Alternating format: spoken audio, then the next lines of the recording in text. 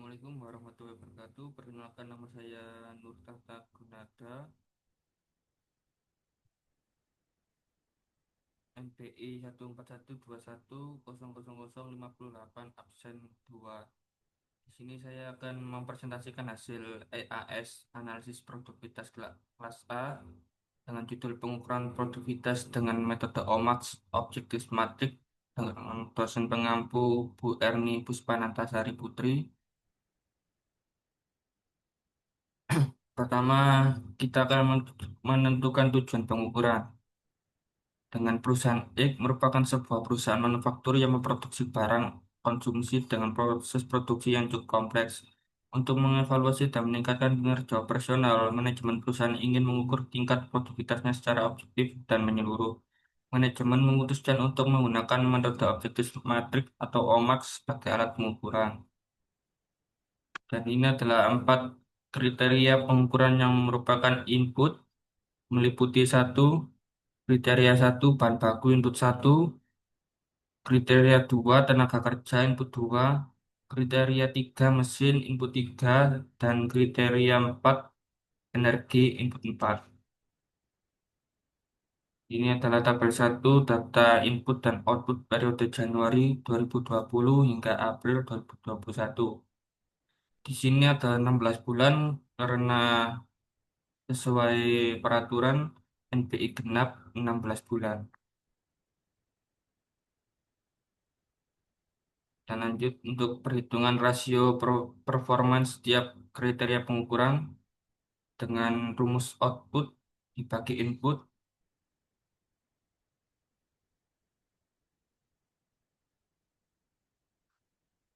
Ini adalah perhitungan rata-rata dan standar deviasi, di mana rata-rata kriteria yang diukur selama 16 bulan, jumlah data atau periode, rasio tiap kerja, sama dengan nilai performance setiap kriteria atau output input. Untuk standar deviasi, di mana standar deviasi namanya rata-rata tiap kriteria yang diukur, rasio tiap kriteria atau nilai performance setiap kriteria output atau input, dan N jumlah data per periode. Dan ini tabel 3 perhitungan rata-rata dan standar deviasi. Kriteria satu sampai kriteria 4 kita jumlah totalnya, kita cari rata-ratanya, dan kita cari standar deviasinya. Kemudian tabel 4 nilai rata-rata dan standar deviasi untuk setiap kriteria. Setelah kita temukan di tabel ini, kita akan masukkan ke sini untuk perhitungan batas kontrol atas atau BKA dan batas kontrol B, BKB.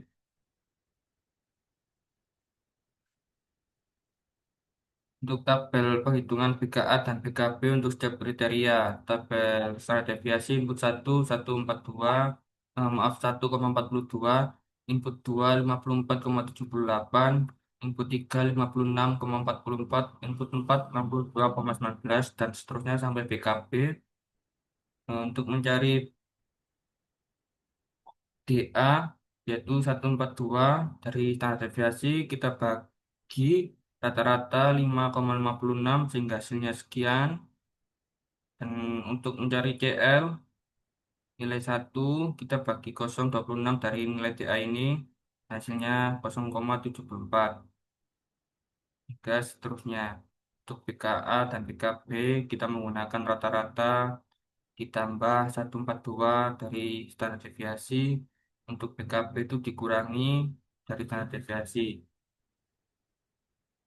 Dan ini adalah menentukan target, target sasaran akhir skor 10, sasaran jangka pendek skor 3, dan nilai produktivitas terendah skor 0.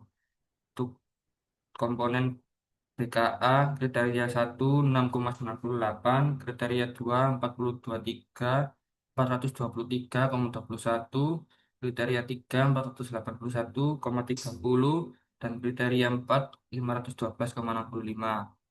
Tiga rata-rata pada kontrol bawah juga. Dan ini menentukan nilai produktivitas realistis interval 0 sampai 3. dengan skor rumusnya BKA dikurangi BKB dibagi 3. Untuk interval 3 sampai 10, BKA dikurangi BKB dibagi 7. Ini adalah tabel dari input 1 hingga 4, interval 3 sampai 10. Untuk menentukan nilai bobot kriteria, tabel 8 menentukan nilai bobot tahap 1.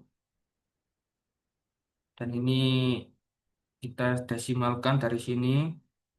Untuk mencari ini, kita akan bagi dari kriteria 1.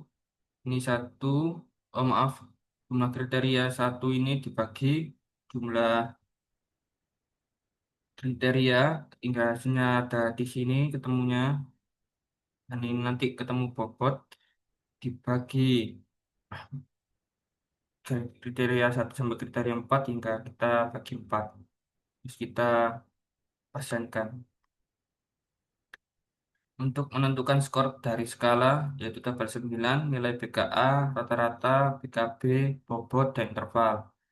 Untuk BKA, kriteria 1, kriteria 2, kriteria 4 adalah 6,98. Kita ambil dari yang di tadi.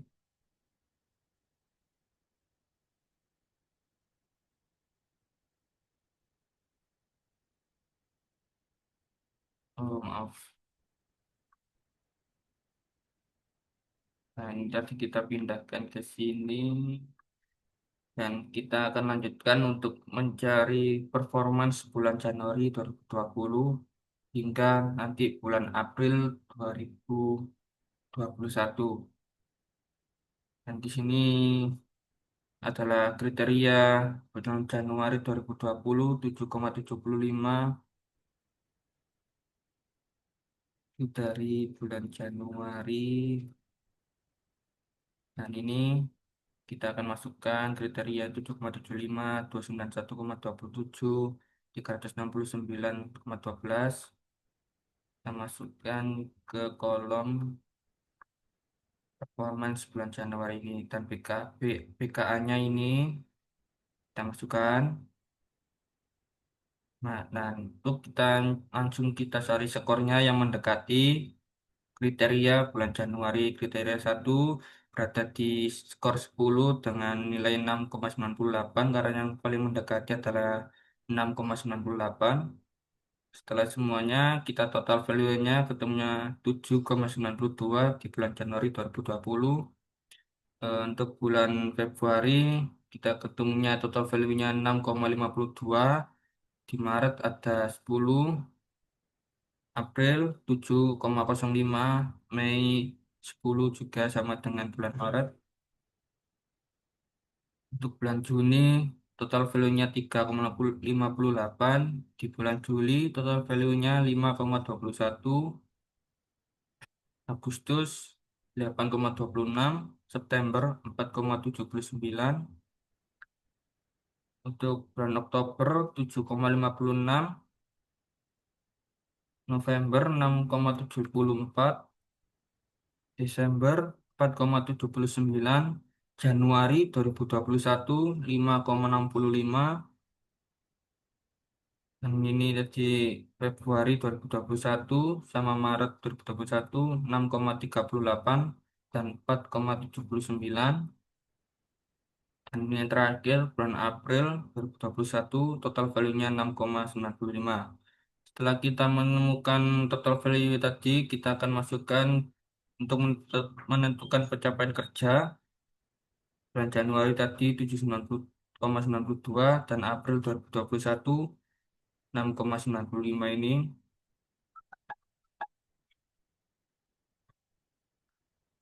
Kemudian kita akan membuat grafiknya.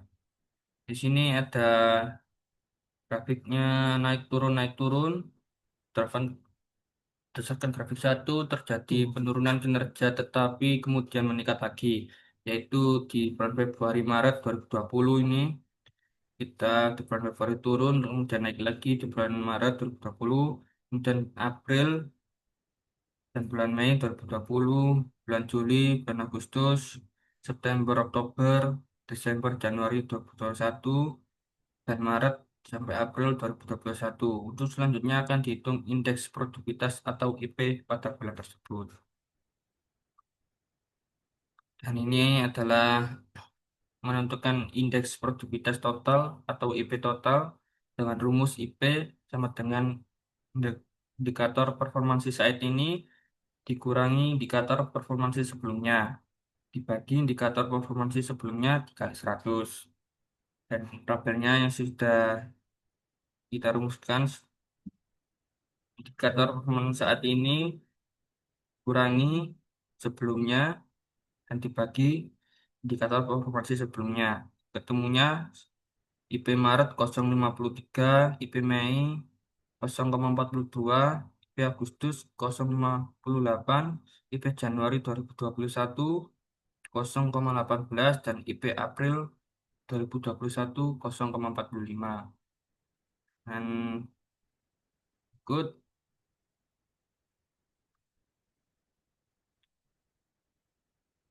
Terima kasih presentasi dari saya. Mohon maaf bila ada salah kata. Wassalamualaikum warahmatullahi wabarakatuh.